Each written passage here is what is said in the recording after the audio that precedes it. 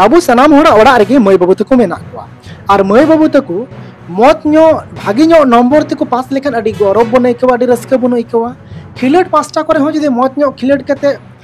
first prize ko agu lekan ona te hon adi raska bon aikawa lay baraya bun ar ho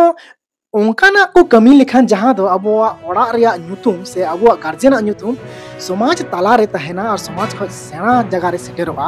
सेना खन सेना जगह रे सेटेरोआ और सनाम हर को मेना फालना रे गिदर दो आदमी भागे ताले उन ओक्ते रे अबु गौरव ते माने रस्के ते अबु माने एकदम ते बांग ठा लेका बने को अडी रस्के रिया कथा कन ये गौरव रिया कथा कन गया ओंका गे हे पिलर जहां पे नेले कन ये पिलर दो अडी साधारण पिलर दो बांग कना निया पिलर रे मेन दाड़िया अबो मारांग गुरु स्वयं मेनाया और ओना खातिर ते देला मिटेन ओनो हेला हन ले आपे लगे तालानाना तो काम चला कान हपन बाबू साहेब बकन हनिम नेले खान हपन बाबू दे साहेब बकना नाना बडी दे नेले कना हपन बाबू दे चला चलाते डहार रे नाम किदा हे निया पिलर और हे निया पिलर रे नाम के खान आम ठे चलेका इनठे चलेका साधारण मोबाइल ना नो साधारण मोबाइल तगी फोटो किदा फोटो के खाने चांद हसुर ओक्ते रे दो उनी आया फेसबुक स्टोरी रे अपलोड किदा और इंस्टाग्राम स्टोरी रे अपलोड किदा और पोस्ट किदा पोस्ट के तायम नोआ उना होड़ ठन चलाव सेटेरोआ उनी हपन बाबू साहेब कन उनी हो बाय बाडा दाड़ी कान तहेना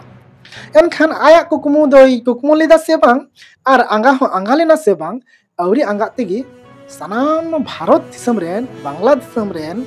नेपाल रेन भूटान रेन सांताल कोठेन निया फोटो सेटेरेना निया पिलर सेटेरेना निया पिलर या फोटो सेटेरेना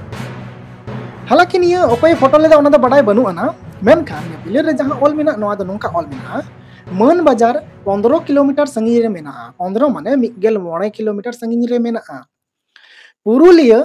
68 किलोमीटर संगीन रे मेना माने दो 3 किलोमीटर संगीन रे मेना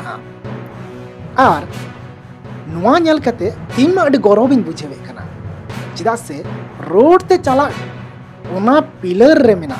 जे पुरुलिया तिना संगी रे मेना मन बाजार तिना संगी रे मेना इन मेता पे थेनो गया से जे सांताल अड़ी अट को लहा कना और सनाम से लेका तो को लहा कना जो सनाम सेक्टर रे को लहा कना खाली कुरुमुटु रे कमा जोना बना और बंखन अबन सांताल कोड़ा गिदरे कुड़ी गिदरे को अड़ी जबरदस्त को लहा कना नेतो अड़ी आट ओनाते अबन कोड़ा गिदरे कुड़ी गिदरे जहां पे नेले कना तले पढ़ा पे मुरुक ते पढ़ा पे चिदा से ने तो अड्डी उसर बन लहा कना आर चिदा से अबो भारत दिसम रेन राष्ट्रपति की संताड़ कनाय एनखन अबो कोय तायनम दाड़ेबो ना अबो बन लहा कन गया और लहा तेगी बन तहेना है नोय जे नोनवा पिलर सनाम ठेन सेटेरेन आम ठेन हो सेटेरेन इन ठेन हो सेटेरेन नोवा तानम रे चे मेना अरे गुरु जहाना बन जहाना मेना तो हे मेना चे मेना नोय सांताली ते ऑल मेना ऑल चिकीते ऑल मेना सॉरी सांताली भाषा ऑल चिकीते ऑल मेना और नुंका गे डुमकरे हो ऑल तका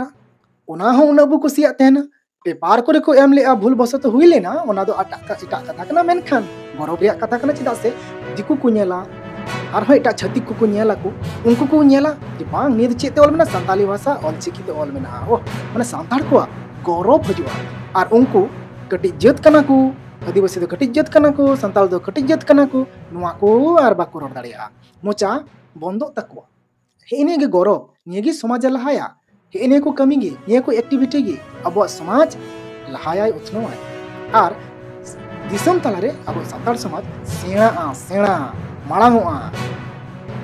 निये जाहिर थान नोका के तैयार दो निये जाहिर थान नेल तो ओंका गे गौरव और ओंका गे अबु कोरेन बंगा बुरु को सेणा को नेल को और बाकू अब जाहिर थान माने सरकारी पॉलिटिकल दाड़ीते और बांग को दखला और माने जीसीपी ते हो बांग को ला अचुया हासा को बांग को ला कुमड़ोया तो हो नोंका जाहिर थान बिना दरकार नि रोप गे नेल कना से बांग और हो नोनवा रेल गाड़ी वाला ओड़ा नेल अरे रेल गाड़ी वाला ओड़ा सोरहाय ओक्ते रे कॉमन वायरल लेना चे कॉमन को कुसिया थे ना अडी जबरदस्त को कुसिया थे ना तो नोआ हो मिटन जे बांग संताड़ को ओड़ा दो अडी ब्यूटी गया अडी क्यूट गया अडी नपाय गया अडी चेहरा गया अरे संताड़ दो को आदिवासी को ट्राइब को ओड़ा दो नोनका अडी नपाय को चेहराया तिना गौरव बुझे कना से बांग अरे समाज रे अब समाज दिसम तला रे सेवा कना आर हो अबुरन कोड़ा गिदरे कुड़ी गिदरे को मा फुटबॉल रे अडी एक्सपर्ट अदा उनको एक्सपर्ट वाला मेता को कना हे निया वीडियो नेल पे सॉरी हे इन्या वीडियो नेल पे निया फोटो रे तीना मौज उनी प्लेयर लेफारी कनाय से जहानी कन गी मेनखान बानार किन संताड़ कना और खिलट ओक्ते रहो किन डोबो जोहार जंगो कना। अरे निया को गेमा समाज लाहाय रिया से समाज उपरुम रिया मिटन कमी कना।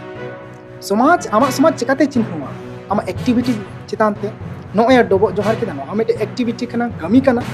दिकु को नेल केदा चे कना ओ डोबो जोहार जंगो कना किन। अरे सानताल समाज दा नुनो नापाया जे डोबो जोहार नो नोंकाना। अरे निया उदु को गेमा सानताला समाज लाहाये अबुआ समाज अबु बबुन उदु काते अबुआ कमी समाज रिया मिमी गुटन कमी बापला रिया सनाम लेकन मिमी गुटन कमी मिना सोरहाय रिया मिमी गुटन कमी मिना से नोनका डोबो जोहार कल्चर रिया मिमी गुटन कमी मिना ए निया को मिमी गुटन कमी अबु दिकु को ठन सामांग माने दिसम रन हर ठन बबुन सामांग काते अबुआ समाज माने ताइनम रे मिना लेका नेलगो कना से बुझे कना। जखन गे अबु नोनका मिमी गुटन कते अबुन उदु अको छतिक को तखन गे अबुआ समाज लाहा चेदा से अबुआ समाज रिया कटी कटी कमी से कटी कटी व्यवहार कल्चर छतिक को बाकू बढ़ाया नहीं उनको बढ़ा चुको लगती में अबुआ। और वीडियो तो लाइक आप ढेर खन ढेर शेयर पे और नवा खान पे सब्सक्राइब कर पे अड़ी कुछ रस्कन वीडियो और नौका वीडियो इन बनावा मा एनखान एम लाइव तिरसे राशि यूट्यूब चैनल नौका पे इंगी भीम सोरेन जोहार।